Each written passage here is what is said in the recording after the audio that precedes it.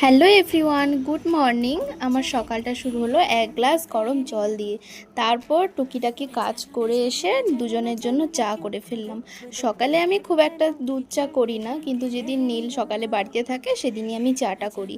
তো তারপর চা খাওয়া শেষে ও বেরিয়ে গেল আর আমি একটু পড়তে বসে পড়লাম। যা গরম পড়েছে, কোথাও এক ফোঁটা বসেও শান্তি নেই। তারপর আগের দিনের ঘুগনি ছিল, ওটা দিয়েই মুড়ি খেয়ে নিলাম। দেন চলে গেলাম সবজি কাটতে। যা যা রান্না হবে তার সবজিগুলো কেটে ধুয়ে গুছিয়ে রেখে তারপর মাছ বানিয়ে নিলাম। গরমে একেই এক তরকারি ভাত রান্না করতে দম বেরিয়ে যায়, তারপরে উনি আবার দু রকমের মাছ নিয়ে পৌঁছে গেছেন। কি করব, তাই জন্য বেছে রেখে দিলাম। ওগুলো ধুয়ে বেছে রেখে আসতেই যেন আমি প্রচণ্ড ঘেমে গেছি, এত গরম। দেন স্নান করে এসে তারপর স্কিন কেয়ার করে নিলাম। স্কিন কেয়ার কিছুই নয়, জাস্ট একটু সানস্ক্রিন মাখলাম আর লিপ বাম আর সিঁদুরটা, ব্যাস। এরপরে পুজো করে নিলাম, কারণ তারপর তো যেতে হবে রান্না করতে।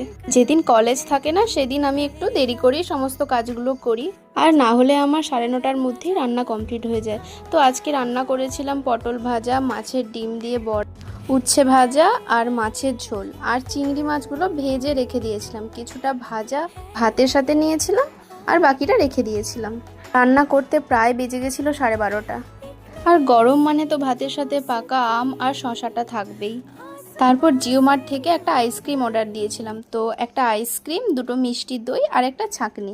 ছাঁকনিটা অফার দেখলাম তাই অর্ডার দিয়ে দিলাম। তারপর খাওয়া দাওয়া শেষ করে আমি আবার স্নান করে এসেছি। তারপর শান্তিতে বসে আইসক্রিমটা খাচ্ছি। ভিডিওটা কেমন লাগলো জানাবে।